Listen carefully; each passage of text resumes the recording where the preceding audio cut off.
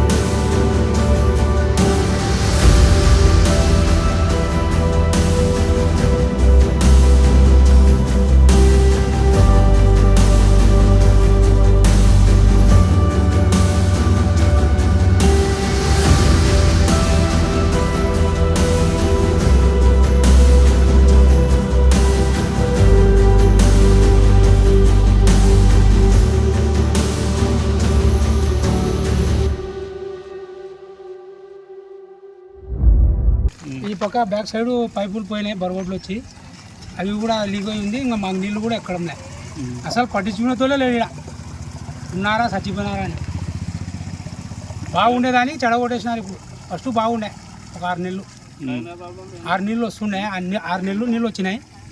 ఫస్ట్లో మళ్ళీ ఇదే పరిస్థితి. చాలా రోజులు అయింది, నీళ్ళు రాలేదు. నీళ్ళు బాగా ఇబ్బంది పడుతున్నాను. మనము బట్టలు ఉతకలేదు చాలా రోజుల నుంచి.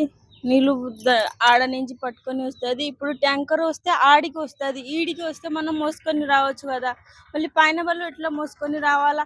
ఇంత దూరం నుంచి ఈడికి రాలే, వాళ్ళు ట్యాంకర్ వాళ్ళు రాలేదు. చాలా ఇబ్బంది పడుతున్నారు. ఆడ నుంచి తీసుకొస్తుంది, పోయి వేసుకొని బండిలో నుంచి తీసుకొని వస్తుంది నీళ్ళు. 4 రోజులు 5 రోజులు అయింది. ఈడ 5 ఫ్యామిలీస్ ఉంది, వాళ్ళు పోయింది నీళ్ళు రాలేదు అని వాళ్ళు పోయింది, బందులు ఇంటికి పోయింది వాళ్ళు. पानी आता नहीं, क्या आता नहीं। अब पीने का पानी है तो कैसा मोलते ही, ये पानी भी मोलना का तो काम मोलना सार हमें हो सके हम छोड़ दे तो पानी हमें भाड़ा है सुना सार खास भी नहीं। वो नंदापुर नगर में हना सकना ना को यहाँ का तो यहाँ गए तो यहाँ भी पानी सीधा आता नहीं। टैंक में आता था पकड़ते थे, वो पानी आना को कितने दिन है, 10 दिन है मोल को पानी बरत लेती ही। बच्चा स्कूल जाने भी तकलीफ हो गया थोड़े ने। बस कल टैंकर आया परसों आया, जो आदमी बोला यानी क्या ना गली देख ला चला गया। अब हम कैसा पानी రోజులు అవుతుందన్న నీళ్ళు రావడం లేదు. మాకు చాలా ఇబ్బంది అవుతుంది. నేను పని మానుకొని ఇంటికాడన్నా ట్యాంక్ వస్తుందని చెప్తే ట్యాంక్కి నీళ్ళు కూడా రాలేదు, ట్యాంక్ కూడా రాలేదు. కనీసం బాత్రూమ్ పోనికి నీళ్ళు కొనుక్కొచ్చుకోవాలంటే ఎట్లా అని ఇబ్బంది కదా. ఏదన్నా బోరో ఏదో ఒకటి ఉంటే తెచ్చుకుంటాము, తాగనికి కూడా కొనుక్కొచ్చుకోవాలి నీళ్ళు. ఒకసారి డబ్బులు ఉంటాయి, సార్ ఉండవు. మేము తెచ్చుకుంటే తినాలా, లేకపోతే లేదన్నా. నీళ్లు కావాలి మాకు, ఇబ్బంది కదా. నీళ్లతోనే పని, పొద్దున్న లేచిన నుంచి నీళ్లతోనే పని.